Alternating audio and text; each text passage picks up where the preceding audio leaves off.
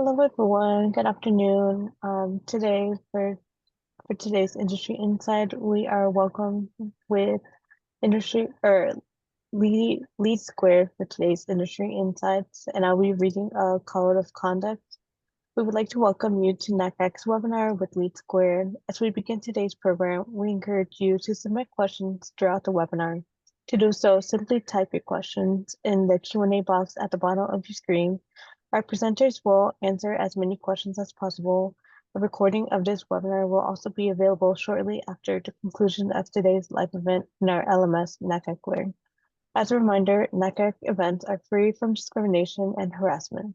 NACAC reserves the right to remove any participant who violates this code. And now I'll be handing off to LeadSquared for the presentation. Thank you so much, Francis, and welcome everyone. Thank you to NACAC for having us today. I am Loren Ellison. I'm going to be your host and moderator, and I work at LeadSquared, and I support our largest higher education customers in North America. And if you're not familiar, LeadSquared offers a product suite to help you manage your admissions journey. So our software empowers your teams to proactively reach out to prospects and students at key milestones to positively impact their student experience. We're here specifically today to highlight our newest product, which is called FloStack. And FloStack is really the future of high response technology. Thanks, Rishik. We designed FloStack to respond to the biggest problems that admissions folks tell us they have, from your website form through enrollment.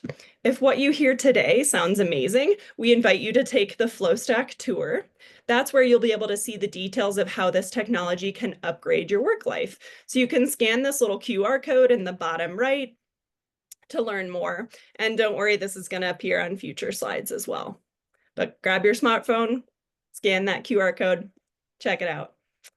This is big news. 1 second after the student fills out his website form and clicks submit, he's contacting your advisor on his personalized welcome microsite. He'll see prioritized scholarship options, courses he's interested in, favorite campus activities, and more. These are all customized to his individual college dreams. It's a fast and powerful experience that puts you in the front of the queue. Immediately after his first chat with her advisor, the student gets a campus tour microsite that puts her in charge of the whole tour experience. She can look at campus maps, walk to courses, meet friends, play sports, graduate, and get her dream job. It's a tour date she's very likely to keep. Richer, faster data will help you focus your time on the students most likely to enroll and succeed. You'll get them on campus more reliably, and if they're a good fit, enroll them.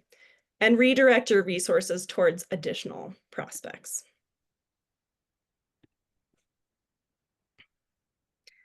There's much more to FloStack, and in the next hour, you'll see how FloStack can help get your students from "what's your name" to "congratulations." We know it's a satisfying journey. We want to invite you to take the FloStack tour. Please go ahead and scan the QR code and check it out. But first, I would like to introduce you to our esteemed guest. We have two wonderful experts in higher education marketing, and both are fascinating speakers. So in alphabetical order, the first of our experts is Mickey Baines. Mickey has 26 years of experience building, implementing, and leading enrollment and student success systems and teams. He's currently the president of Kennedy & Company, which leads growth-related colleges and universities across the US, Canada, and the UK. He oversees the growth and consults with institutions like yours on CRM technologies. He lives and breathes this world. In recent years, he's become very focused on the use of AI to support enrollment and student success. And last year, he spent months with his family in their RV visiting colleges for his 16-year-old son. Check out their new podcast, The College Compass, which helps families in their own college search adventure. Sasha Peterson is a heavy hitter in marketing technology. First, as president of technology at Hobson's, where he helped introduce the first CRM widely used in admissions.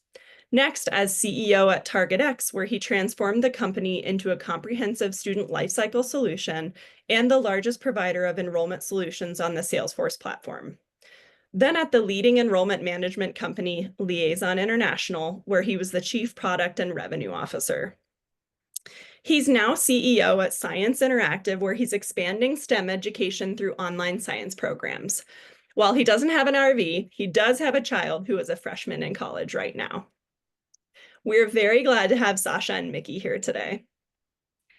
Francis, can you launch the first poll for us, please?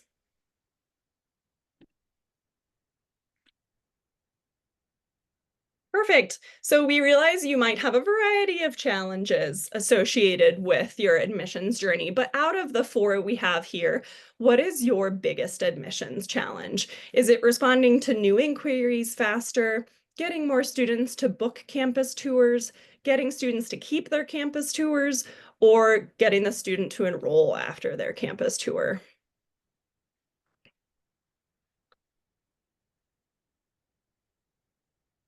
I'll wait a couple seconds and let people respond. The winner so far is getting more students to book their campus tours.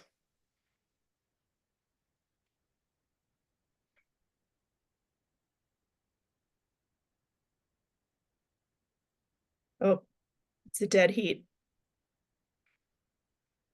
So it looks like the two biggest challenges are responding to new inquiries faster and getting more students to book campus tours.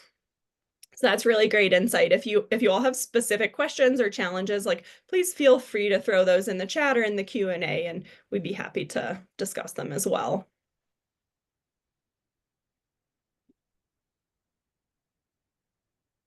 Perfect. Francis, can you end this poll and then we'll pop up the second one again later?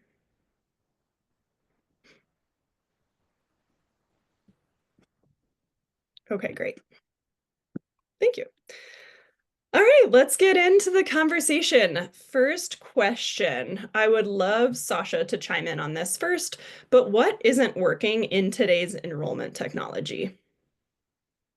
Oh, well, thanks, Lauren. Thanks for having me. Thanks, NACAC, for hosting us today. It's really exciting to talk about new things in enrollment management technology. I think that comment, new things in enrollment technology, is probably my main answer to what's wrong with it today, which is it's not really evolving.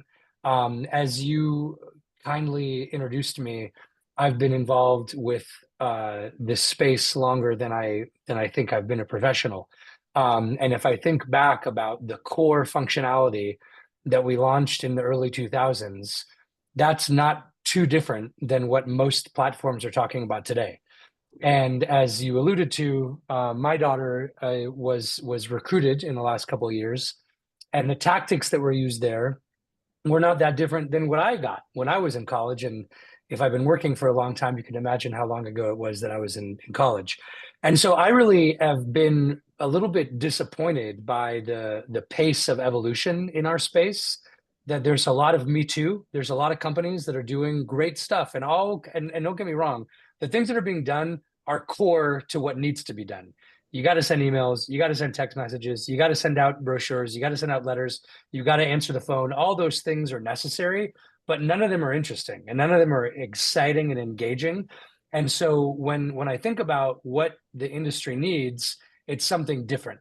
And we'll talk a little bit more about it later on. And I think AI is, what's different for everybody. But that also is something that's easy to just jump on and say, oh, we've got AI, somehow throw up a bot and call it a day. And that isn't that different either. When I think about what people need, it is how do you differentiate the campus that you've got, and how do you create a great experience for a prospective student from the outset that can give them that hint, that kind of taste of what it might be like to be on your campus and have that same experience there. So that's what I think is wrong with it, is just lack of change, or maybe pace of change is a better way to think about it. I love that. And I love the way you said it's necessary, but not exciting. And how can we get to that point of it being exciting? Mickey, in your opinion, what's not working today with enrollment technology? Well, I agree with what Sasha said, and going through the experience now with my son, it is the same, I think, Sasha. Other than when we went to college, there wasn't an email yet. It's But true. since the evolution of email, we've been emailing and we haven't changed a lot. We've added SMS, but it's not necessarily exciting. I think that's a great way to describe it. I would say, a little more tactically, it's still not connected when we think about enrollment technology.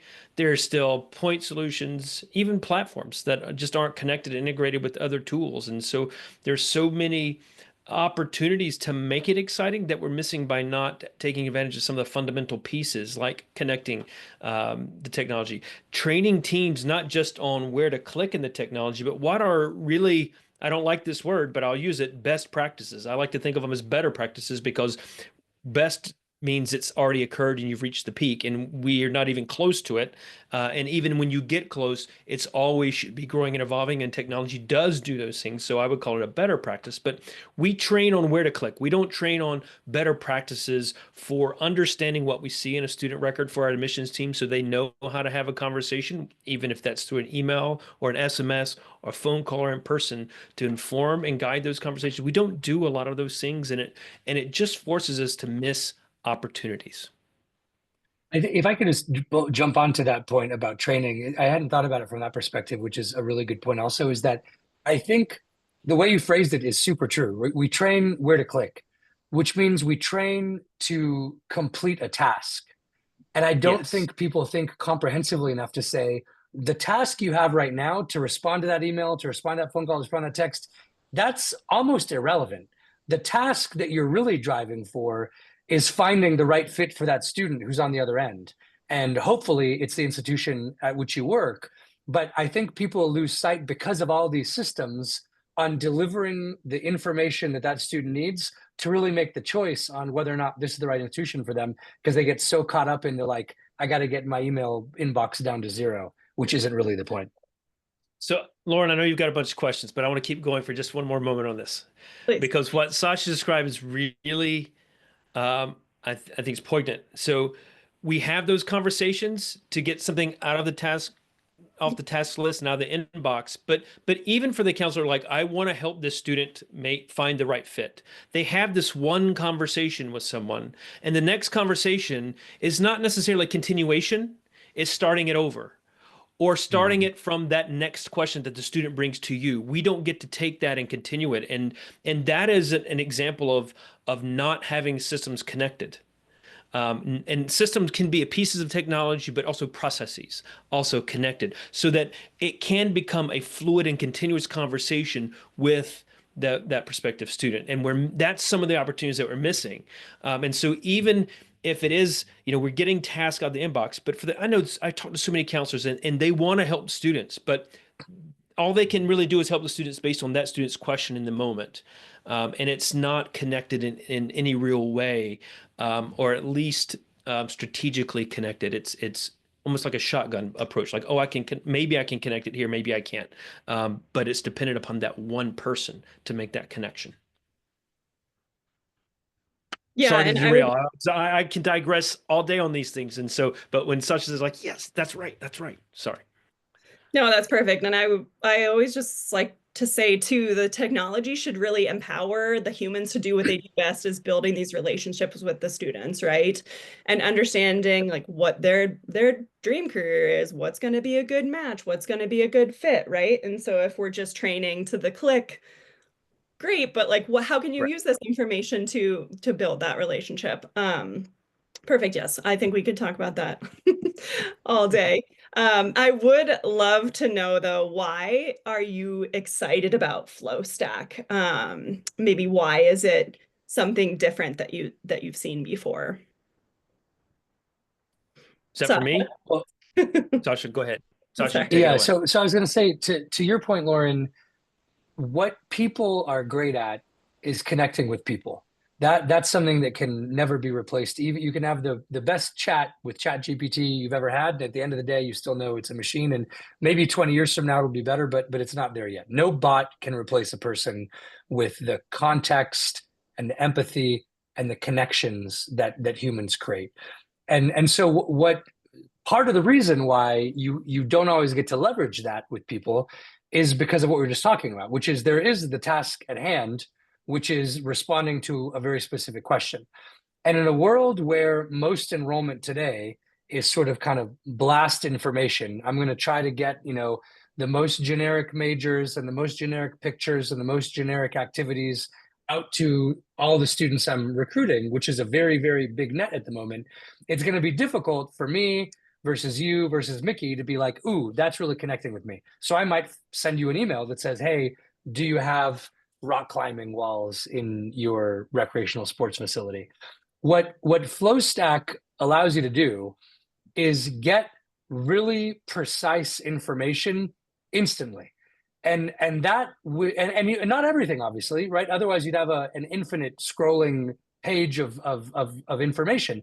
But if you ask the right amount of information from the inquiry, from the prospective student, and get them targeted information right away that answers, do you have the programs looking for? Do you have the activities I'm looking for? Am I going to find my people on that campus? Can I afford the campus you're going to? And how do I get there? How do I get more information? If all that is kind of taken off the plate right away, that then allows it, provided that you've got a connected system like Mickey was talking about, that the next conversation can be actually more meaningful. And that you're not answering these like very, very basic questions over and over and over again, and getting into the detail about what is that one additional piece of information that Loren needs to know whether this is the right thing or not. So that's what excites me the most, is that number one, it's different. That's kind of what I said at the very beginning, that everything now is kind of the same. This is a very different experience that campuses just don't have right now.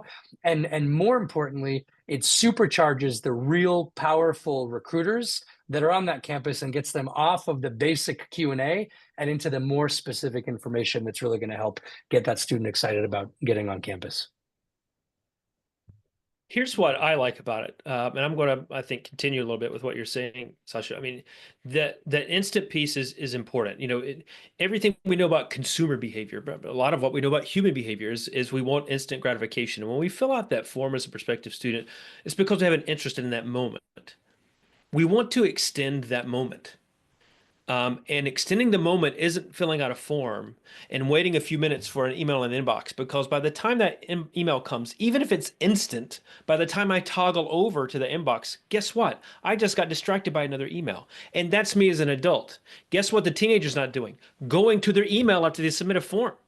Like, we need to provide opportunities to extend the conversation. And that is one of the things from the student side. That's what I really love about it. From the staff side, one of the conversations I've had for many years, probably every year I've been consulting, is trying to understand each prospective student's journey, what I call the messy middle of the funnel. Not my term, but it is a term I leverage daily, because what we really want to do is understand what a student is interested in that moment. And I think, was it yesterday or sometime this week, I actually posted on LinkedIn about this. I got a question from someone like, if, we were talking about emails that we might get from a student. Well, what are the emails that would get my son interested? And I responded with, like, here are the questions he wants right now. But that's the thing is, those are the questions right now. If you were to try to email him 4 weeks ago, the questions would have been different. And so what do we know about the student right now? So if I'm engaging with them now, what their questions are and what to answer, we need to learn more about that. And that's what FloStack opens the door and allows us to do, so that when we have that conversation, again, regardless of the medium, when we have the conversation, we can have a guided conversation that's more informed and helps that student where they are right now today. That is so important. And we need tools like FloStack for that purpose. Yeah, and if I could just add one thing there, I think the guided conversation is really important also, because the other thing that FloStack gives you is a guided ability to tell people what they should be interested in, right? We know Yep. what it is about your campus that you want to highlight. What is the great new professor you have, the great new program you've got, the great new financial aid program you've got? How can you elevate that? Because the problem with the innovations of AI is it depends entirely on the user knowing what to ask. And that's great in some cases, because they do want to know to ask, but sometimes you want to create a curated experience where you're walking them down a road and you get that information very quickly and then allow them to get deeper down the line.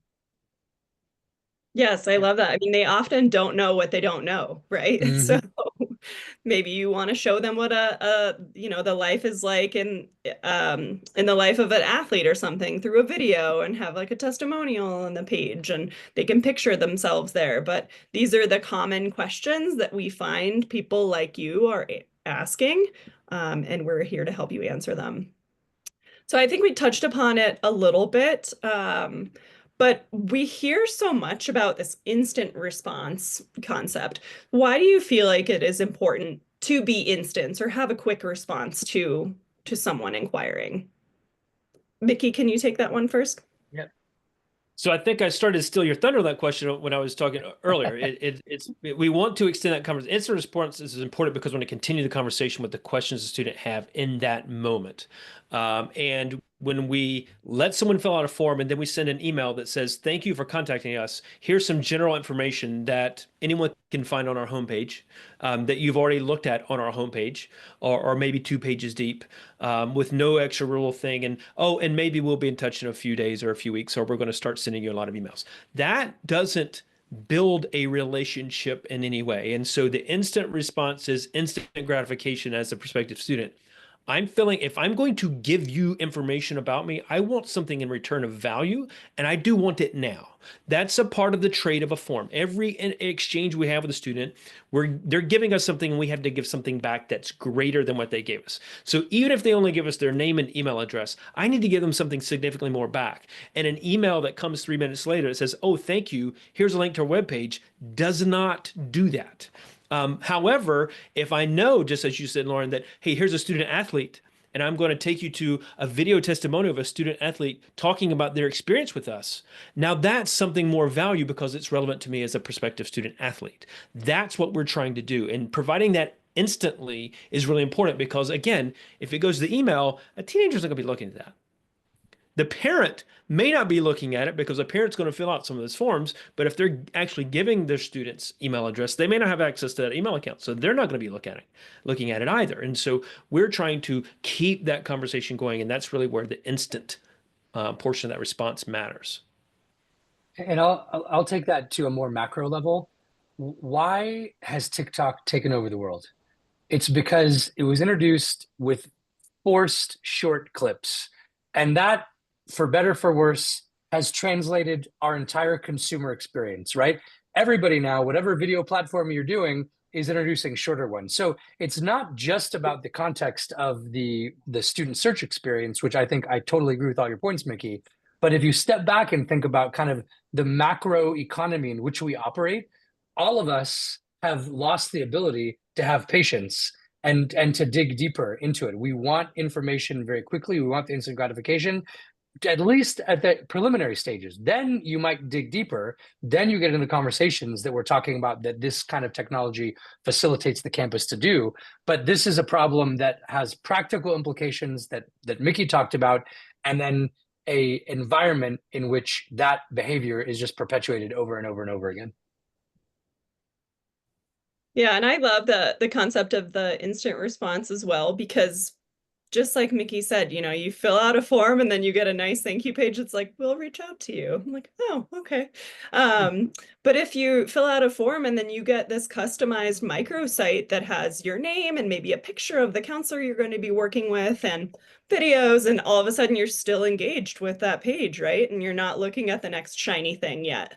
So very cool. And thanks for your insight there. I know one of the main concerns of our audience was getting students to book campus tours. How do you feel like FloStack can help reverse this trend of students being slow to book tours or not showing up at all? Sasha? Are we saying students sign up for a registration and don't show up? What is that? First off, I'm going to keep going with the instant response as part of this, is because what the instant response does is start to build a deeper relationship, even if we're not directly involved human to human yet, but it starts that process. The more committed and interested they are, the more likely they're going to show up. And when we can continue the conversation, we're building up that interest that will then guide them or keep them interested to the point where they want to show up. So I would say that's the first key piece that I would throw in, because it's all about relationship. And if I have no relationship and I'm just filling out forms, I'm not going to remember what I signed up for when. And this is a family coming off. We visited 20 something campuses, there was not a single tour that we didn't show up for. But I will tell you that there were some that we couldn't sign up for because our schedule, well, it's May. We don't really start our June schedule yet till another week and a half. Like, I need to schedule it now because I'm traveling through town. I can't wait till the day before the tour to sign up for the tour. So from a user experience, I'm looking for someone who does seem to care. And again, that instant response shows me a bit more care, and it gives me an opportunity to really learn more and buy in and build that interest. I'll hand that to you, I mean, Sasha. I would say this also goes a little bit back to the kind of curated experience that I was talking about earlier. I would argue that one of the least innovated pieces of enrollment technology is tour scheduling. If you look at kind of some of the leading providers of tour scheduling software, oh my gosh, does it feel like you're using internet technology that was built before the internet actually existed? And so if you can find a way to get something that we all know is like a crucial step in the enrollment journey, right? We know you show up on campus, the likelihood of you coming to that campus skyrockets. So this is the most important thing that you can do. And yet most of the attention goes around, getting emails out, a couple hours or a couple days later. So what I think, as Mickey was saying, the instant response, the instant ability, and as we were talking about earlier, the sort of curated environment that doesn't require you to spend 5 minutes, which, as we discussed earlier, people won't do, to find where you can actually register for that tour. If I submit an inquiry and it tells me, hey, here's the information you were just looking at, I've provided you context based on what I've just learned about you, about information that I know you may not know you are wanting, but I know you're going to want. And by the way, here's a super fast way to register for a tour, and this is the person that's going to help you get there. That's a nice experience, right? I always like to talk to, whether it's enrollment professionals or people on my team, that the best way, I think, to think about all of this stuff is put yourself in the consumer's shoes. And maybe we don't know what the consumer shoe as a prospective college student is today because it was so long ago since we did that. But we know what we'd like when we call a bank. We know what we'd like when we call our utility company to say, why is my electricity off?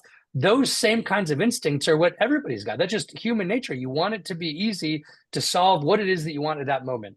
And as we said earlier, sometimes you don't know everything you want at that moment. And if we know these types of questions, these types of topics typically lead to a student tour, then why not show them a really simple way to get that done right there in the immediacy of asking the first question?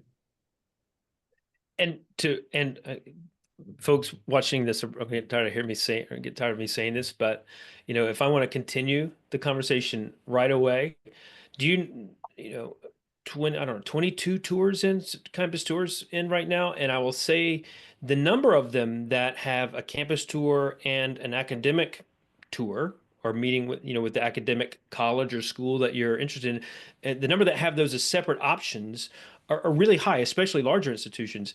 The number that actually put those two events together in a campus tour page, single digits. One hand can count them on. And so if I sign up for a campus tour and I can get directed and say right away, oh, would you like to also see the School of Communications while you're here? I haven't received a piece of communication from a school that says, hey, you signed up for a campus tour. Have you also done this? Would you like to do this? We don't get that, but you have the ability to do that. And if I can do that instantly, then I can sign up for it and get it all lined up. Otherwise, I will say our first tour, and I've worked in this field for 26 years, and I will say I didn't even think to sign up on our first tour to also look at the School of Communications to sign up. And my wife happened to find it, and we added it. But we would have missed a part of the tour that we would have ruled that school out had we not done that second part. Like that school was ready to be cut just based on the campus tour. But the academic tour said, you know what, we're not going to cut it yet. We're going to leave that on the list and really look at this school. And so if you had that, because I know if we happen to find it, and a lot of the folks still aren't, continuing that conversation, making that offer and giving them an opportunity in the moment, you can save a lot of potential prospective students there. Yeah, and creating that curated journey, right? Like this is you're Yes. gonna book a campus tour, and then your next thought's probably gonna be, what about my specific major? Because maybe you didn't even Yep. know on the campus tour you wouldn't see that building or have something related to academics, right? You don't know what the campus Yes. tour includes. So this is going to be your next And question. and we can say, well, let me just continue that for just because we can say, well, as an institution, I've got emails going out reminding them. Like we're going to communicate with them about this kind of stuff. But here's the thing, and I just pulled up to kind of look at this post. So because I work in this industry and we're doing the college search, we set up a special inbox for our son to actually see what schools are emailing and what they're saying. And I will say the only emails we actually open on any regular that he opens, I just monitor what he does, is when he needs to send us information about a tour. But we've received, I'm looking at 49 emails between December 1 and January 31 that landed in his inbox. 49. Another 58 he were sent but from these schools that landed in a different tab, not a spam folder, but a different tab. So that's 107. Is that like 107 emails? He opened like three. Three. So when you think about what you're selling, they're going to look at it. He opened 3 and 107, and 107, that's over 2 months, including the holidays when he's off and he had nothing to do and he still only looked at 3. So they're not paying attention to that type of information. So that's why you want to extend that and give them that moment to keep that going. And that's why Sorry. something different is needed. Yes. Yeah, I'm loving this real life data too. That is great.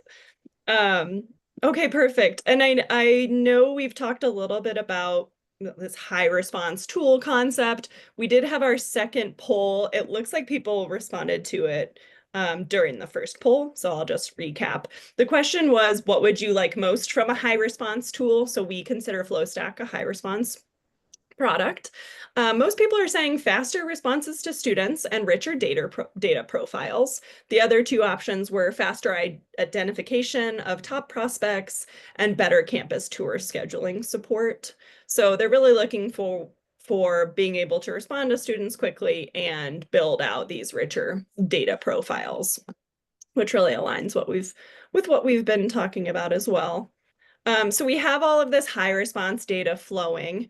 We know that, Mickey, like just like you're experiencing now, the arc for enrollment can be very long, right? Like you see a college and then maybe a year and a half or 2 years later, you're actually attending the college, right? How can you keep the student engaged and allow the advisors to connect with the students from inquiry to enrollment? It's going to go to that messy middle. It's relevance. And what is relevant that I see in 98% of the communications is relevant by luck, not by informed communications. And so what I'm looking for are tools, technologies, strategies that allow a student to engage and for my team to be informed on that engagement. So if I'm engaged with FloStack and I know what we know about someone, that I can present to them to keep that conversation going, and I can see how that conversation continued. If I can see from a chat bot what else might be someone's asking, and I can see the answers and the follow-up questions, and I can see what website pages they go to. All of those pieces of data help inform our team to understand where a student is in their journey and what questions they may have in that moment. And those are the communications that I want to have with them to give answers to the questions. 20, how many years ago?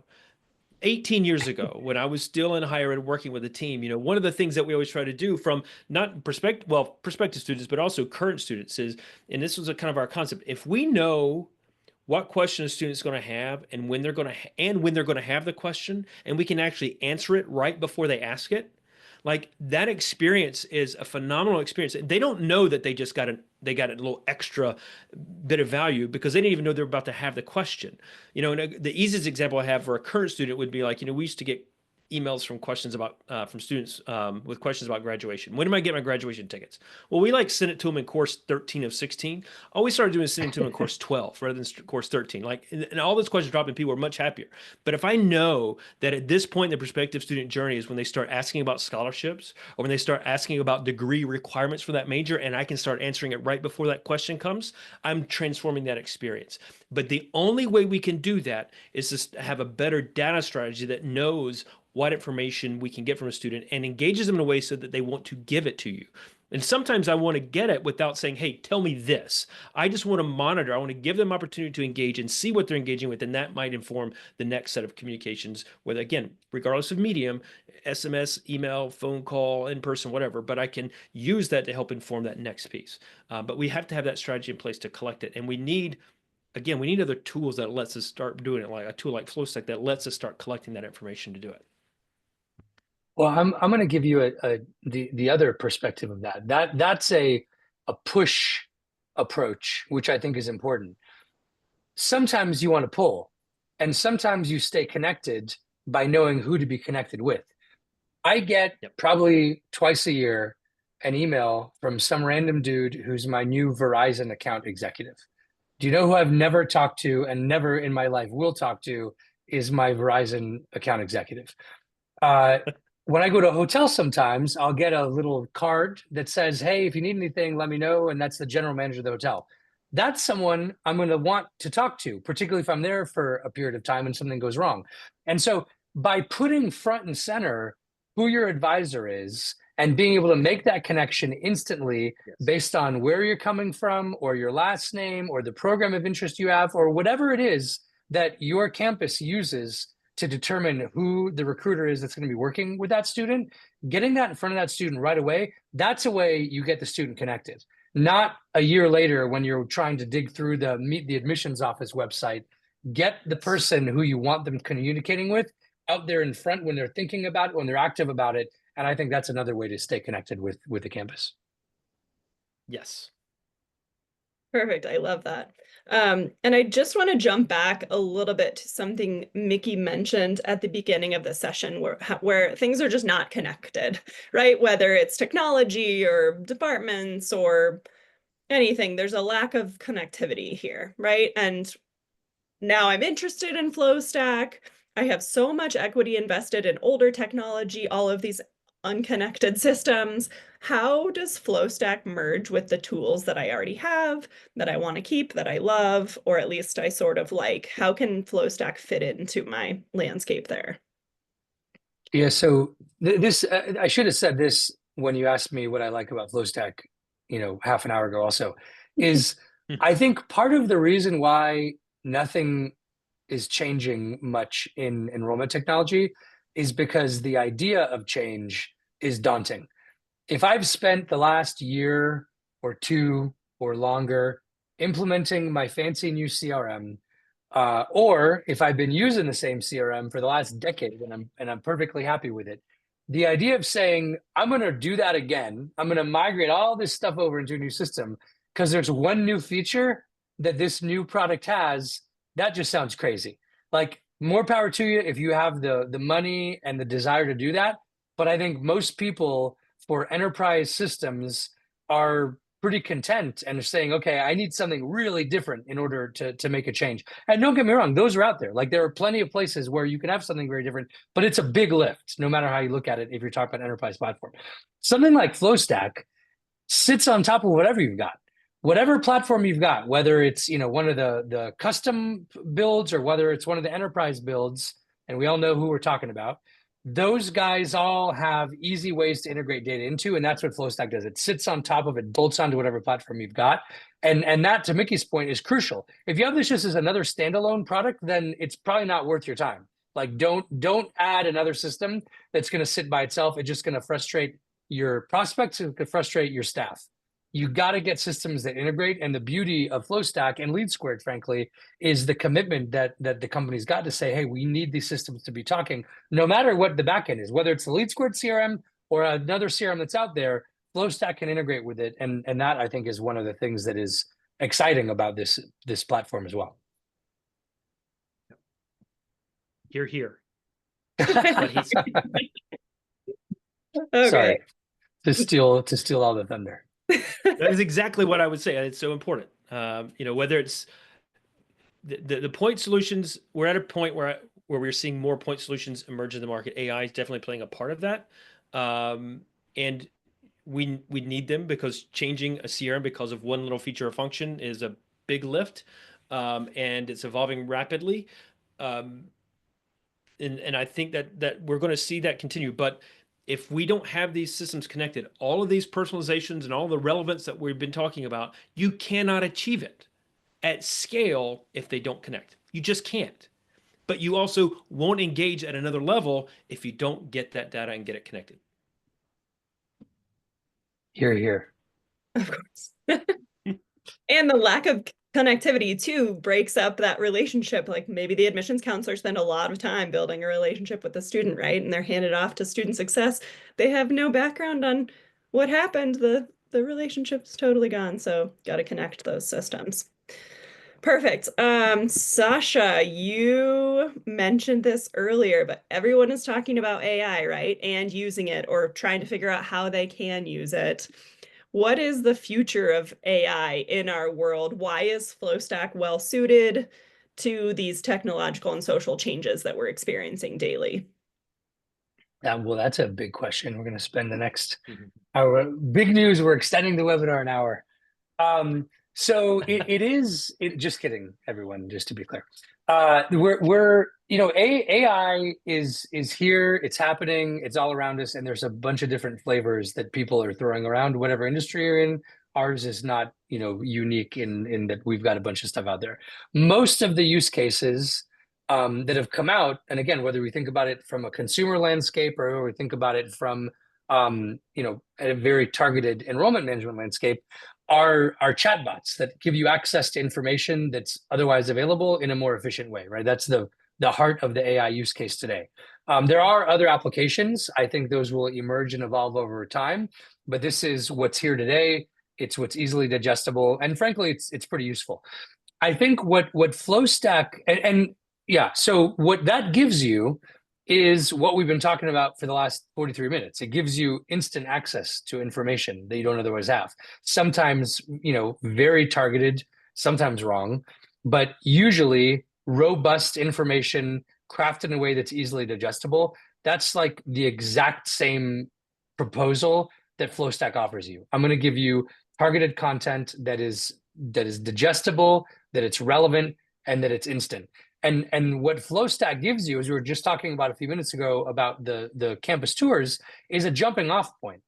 And so if you've got a great AI use case, whether it's a chatbot that exists today or whatever is going to come next year, what the FloStack platform gives you is an easily accessible place to act as a jumping off point for this really, really great technology and an easy way to distribute it out to people. So I think that's the other thing that's really powerful about FloStack is it gives you a lot of capacity to really put in front of people what you want them to have.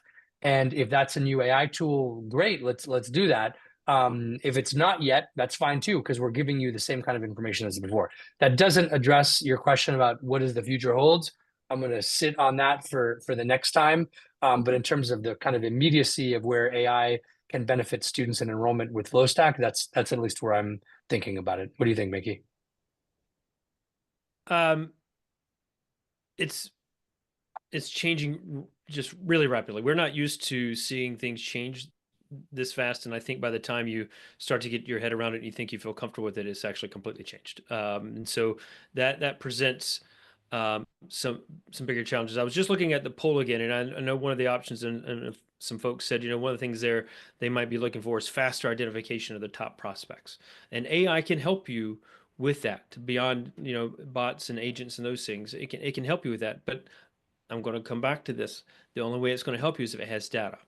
And we need these other tools like FloStack to help feed that data, because that helps us understand who the top prospects are, so that we can say, okay, if Mickey's the admission counselor, I can log into my CRM in the day and say, okay, I've got an hour to start connecting with some students.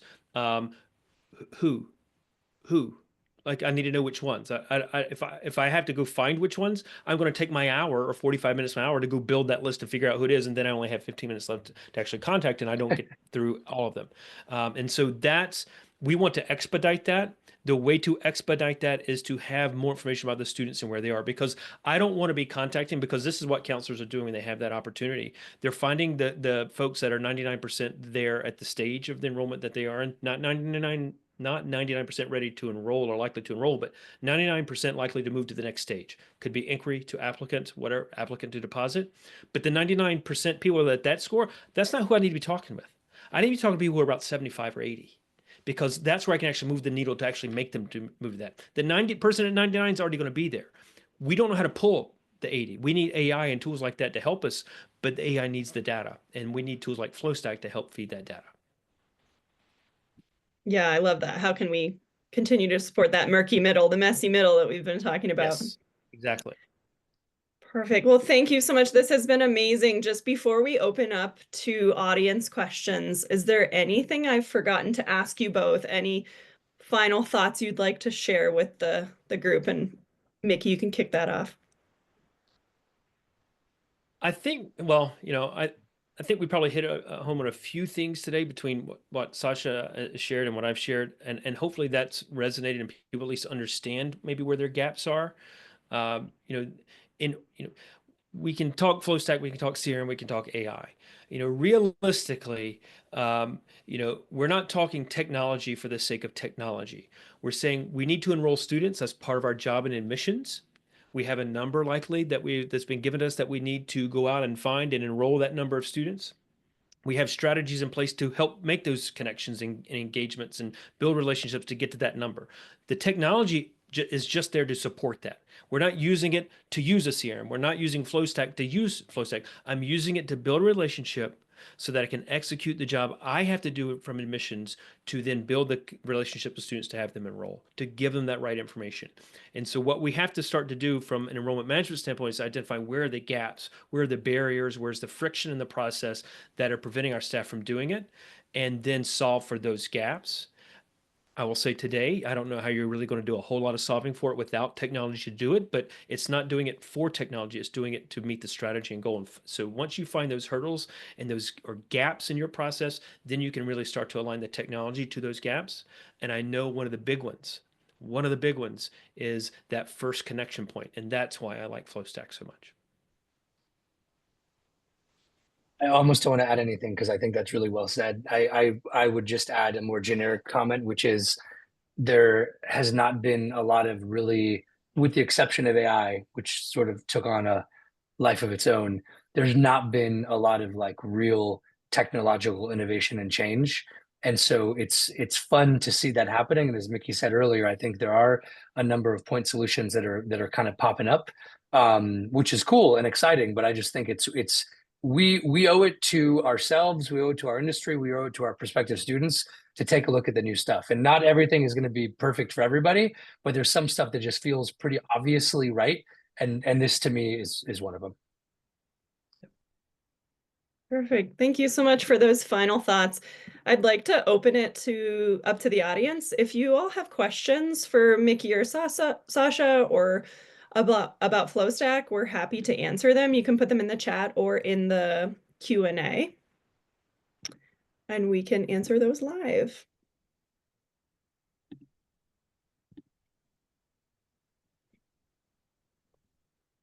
Rich is asking, what exactly does a student see on their phone after they make contact or book a tour? Is it like a customized website that talks about their interests? I can take that one from LeadSquared.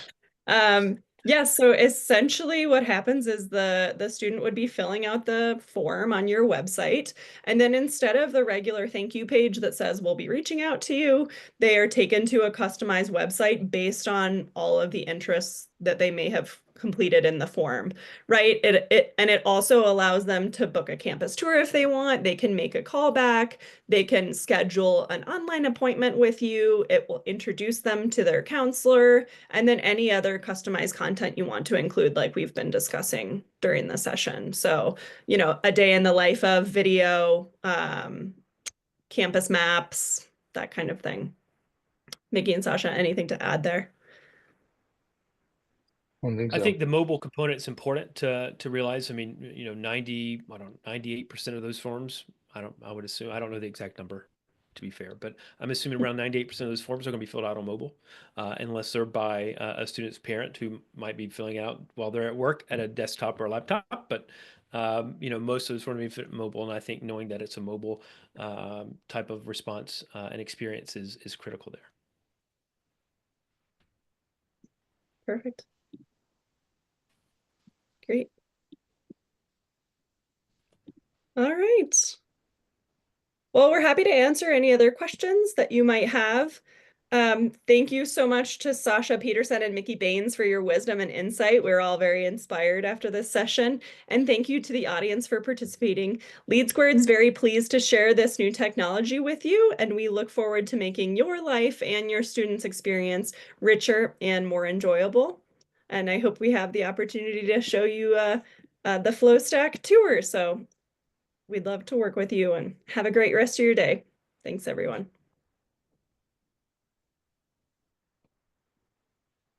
Thank you, LeadSquared and presenters, for today's amazing presentation. Again, today's Industry Insights webinar will be posted shortly after it ends. So thank you all. Thanks.